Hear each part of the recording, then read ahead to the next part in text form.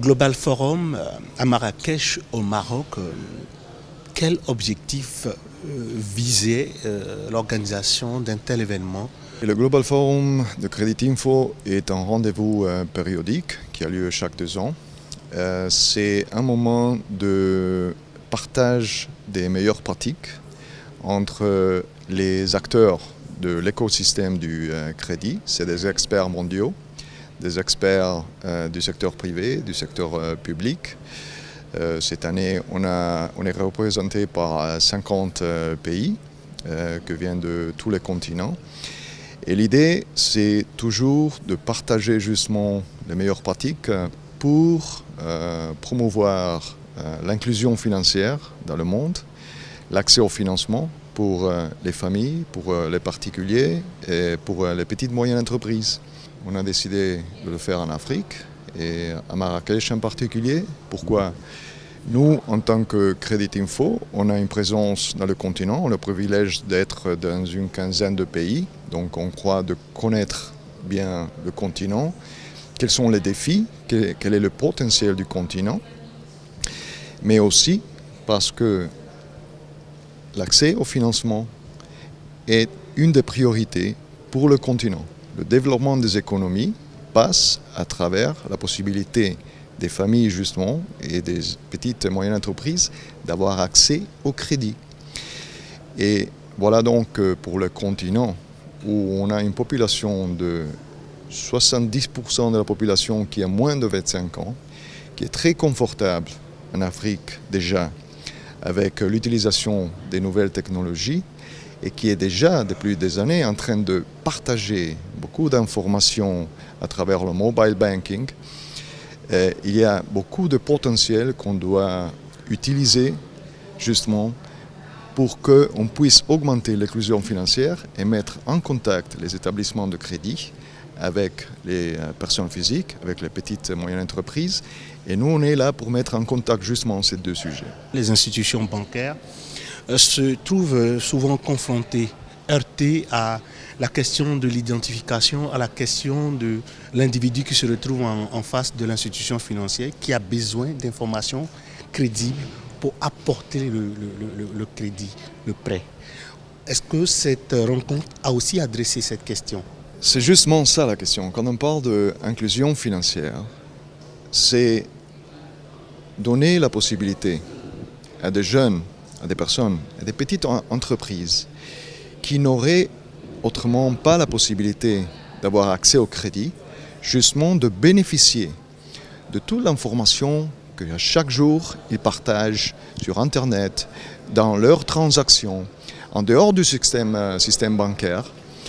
Et c'est des informations qui peuvent aider ces sujets justement à construire leur identité de crédit.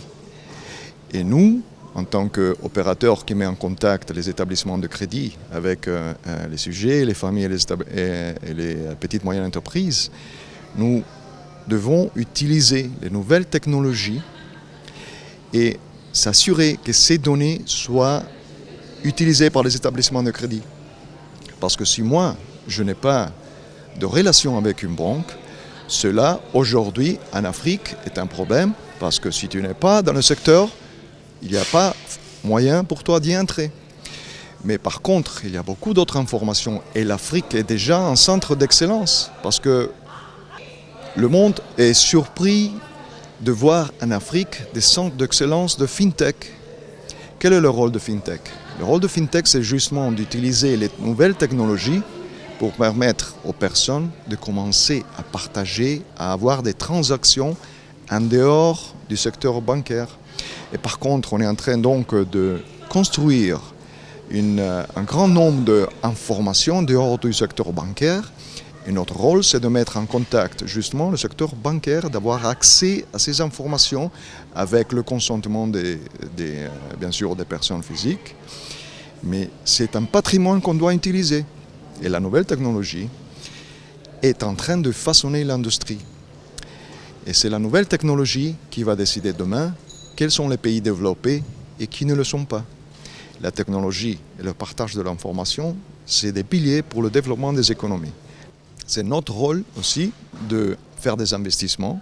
Ce n'est pas notre rôle seulement, c'est aussi le rôle du secteur public d'aider ces petites entreprises.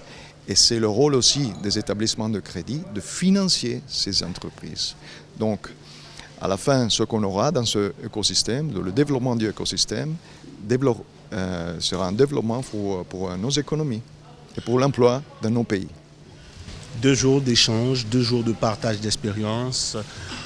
Quel est votre sentiment à la fin de ce Global Forum? Le sentiment est très positif parce que, comme je vous ai dit, ici l'écosystème du crédit, il y a beaucoup d'acteurs, il y a le secteur privé, il y a le secteur public, il y a les entreprises qui sont là pour faire bien sûr des profits, pour faire des investissements, il y a les régulateurs, il y a le secteur public qui doit supervisionner, qui doit toujours s'assurer que quand on partage des informations des personnes, elles sont protégées.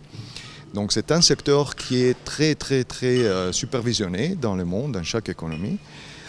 Et ce que j'ai bien aimé, qu'on a vu dans ces 2 jours, c'est justement qu'on est tous là, chacun a son rôle, mais on est tous en train de nager dans la même direction. C'est-à-dire on partage l'information, on partage les expériences, de l'Indonésie au Panama, au Mexique, au Maroc, en Europe, etc. Justement pour travailler ensemble afin de promouvoir les économies nationales et l'accès au financement et l'inclusion financière. Il y a encore 2 milliards de personnes dans le monde qui sont exclues du secteur financier. C'est-à-dire, c'est des personnes qui n'ont pas la façon de pouvoir faire des petits, moyens investissements, soit pour développer leur famille, soit pour réaliser des rêves, soit pour envoyer leur fils à l'université, soit pour réaliser des idées de business, d'affaires d'une petite entreprise. Donc, bouger l'économie, bouger le crédit est fondamental et c'est ce qu'on fait toujours quand on se rencontre avec le Global Forum. Merci infiniment. Merci.